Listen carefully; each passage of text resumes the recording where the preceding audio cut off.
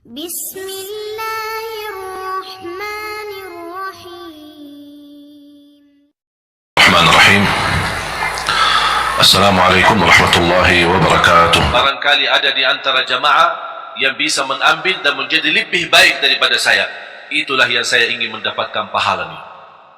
Oleh karena itu ketika kita menyampaikan, jangan ada yang merasa diri, aku belum ustaz, aku belum berilmu, aku belum fantas, masih banyak kekurangan, dosa saya masih banyak. Ya semua kita berdosa. Siapa yang tidak berdosa? Coba sebutin manusia yang tidak berdosa. Hanya Nabi dan Rasul yang Allah selamatkan dan lindungi mereka. Selain itu semuanya berdosa. Sahabat Rasulullah SAW pernah berdosa, dan semua ulama berdosa. Tidak ada yang maksum dan bersih dari dosa. Dosa besar, dosa kecil, tidak ada yang suci. Tapi karunia bagi ulama, aulia, salihin, ketika mereka berdosa, mereka sendiri tanpa ditegur, tanpa diingatkan, mereka sendiri sadar. Karena terisi hati mereka sifat malu sama Allah Subhanahu wa ta'ala. Terlanjur jatuh dalam dosa, mereka segera bertaubat dan memohon ampun kepada Allah Subhanahu wa ta'ala. Oleh karena itu, jangan kita melihat sifat kita yang menjadi hal menghalangi kita menyampaikan kebaikan. Kalau ada orang yang menolak kita, biarkan aja. Kita hanya sampaikan. Dan apa yang kita jalani lillahi ta'ala. Kalau memang lillahi ta'ala, jangan melihat nilai manusia. Ingat itu. Apapun yang anda lakukan lillahi ta'ala, jangan melihat apa kata manusia. Tolong hafal itu. Apapun amalan, ibadah, tahajud, hadir majlis ilmu, silatul rahim, apapun amalan kebaikan, kalau betul-betul lillahi ta'ala, jangan melihat atau mencari atau menunggu apa kata manusia. Karena manusia tidak semua bisa sama. Ada yang mengucapkan baik, ada yang mengucapkan sombong itu orang, dia merasa diri hebat, macam-macam, membuat tersinggung perasaan.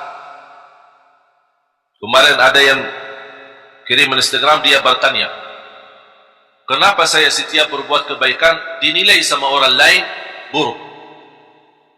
Ini riya, ini apa, ini apa. Saya bertanya, kamu kerjakan ini lillahi ta'ala bukan? Dia bilang, ya karena Allah. Ya udah, tidak usah lihat apa kata manusia, biarkan saja. Kalau anda berduli apa kata manusia, berarti itu bukan lillahi ta'ala. Dan itu yang disebutkan kata ikhlas. Dan jangan harap manusia puas, jangan harap manusia ridha. Kita berdakwah, tidak semua orang suka dengan dakwah kita. Ada yang suka, ada yang tidak suka. Apapun alasannya, biarpun tanpa alasan, dalam hati tidak suka, masa saya memaksa-maksa dia harus suka?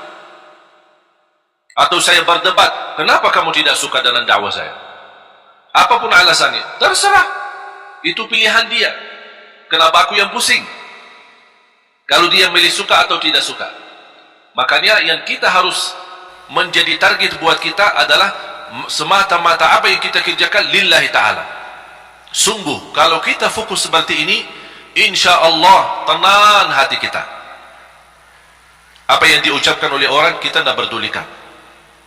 Mau dia tetangga, mau dia sahabat, mau dia kerabat, tidak usah diberdulikan. Bahkan apa yang diucapkan oleh manusia, apalagi yang membuat perasaan kita tersinggung, jadikan teguran buat kita. Barangkali saya belum sempurna, barangkali saya belum baik, barangkali ada yang kurang. Udah menjadi pelajaran buat kita. Saya punya doa. Saya suka ketika mendengar berita ada orang koreksi saya atau menurani atau menyebutkan kata-kata yang kurang baik. Berhati-hatilah sama Syekh Ali Jabir atau apalah gitu. Begitu saya mendengar berita, saya suka mengucapkan satu doa. Ya Allah, kalau perkataan dia benar terhadap saya, ampunilah saya.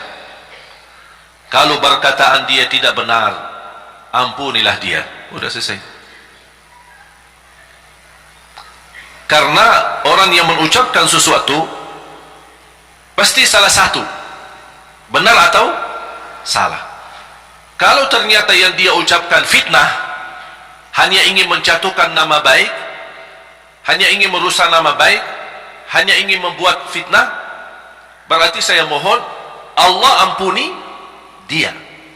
Semoga dia diampuni Allah.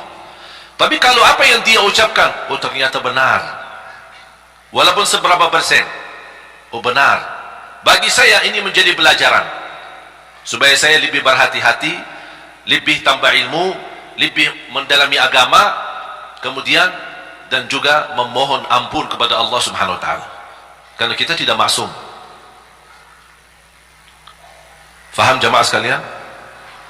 Jadi tenang hatinya. Dengan ucapan orang yang jauh-jauh, malah kita yang pusing. Yang jauh biarkan jauh. Dan kita harus mengetahui irda'un nasi ghayatul la tudrak. Mencari ridha manusia itu sesuatu yang susah didapatkan. Susah. Tapi kita hidup di tengah manusia, bersabarlah menghadapi segala urusan, menghadapi segala tantangan. Man ardallah bisakhatin nas, ardallah radhiyallahu anhu wa arda anhu nas. Barang siapa yang mencari ridha Allah, walaupun manusia tidak suka, Allah akan ridha terhadapnya dan Allah jadikan manusia ridha. Wa man ardan nas bisakhatillah, sakhitallahu anhu wa askhata anhu nas, atau askhata alaihi nas. Dan barang siapa yang mengharapkan ridha manusia dengan kemurkaan Allah, ada orang yang na'udzubillah, dia lebih peduli manusia daripada Allah. Yang penting manusia suka, yang penting orangnya senang. Kalau Allah, dia tidak peduli. Apa yang akan terjadi, kata Rasulullah SAW, akan Allah murka terhadap dia, dan Allah akan jadikan manusia tidak akan ridha terhadapnya. Berarti kuncinya di siapa? Di tangan Allah. Kembali kepada Allah Subhanahu wa taala. Makanya jemaah sekalian, ada satu ibadah bagi saya pribadi seindah ibadah.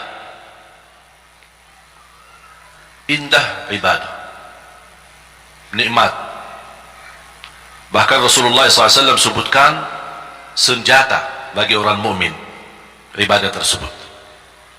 Senjata, doa. Seindah ibadah bagi saya adalah doa. Bahkan orang yang tidak selalu berkenan berdoa kepada Allah, orang itu sombong. Sebagaimana Allah sebutkan di dalam surat Ghafir, surah 40 ayat 60. A'udzu billahi minasy syaithanir rajim. وقال ربكم ادعوني أستجب لكم إن الذين يستكبرون عن عبادتي سيدخلون جهنم داخرين. صدق الله العظيم.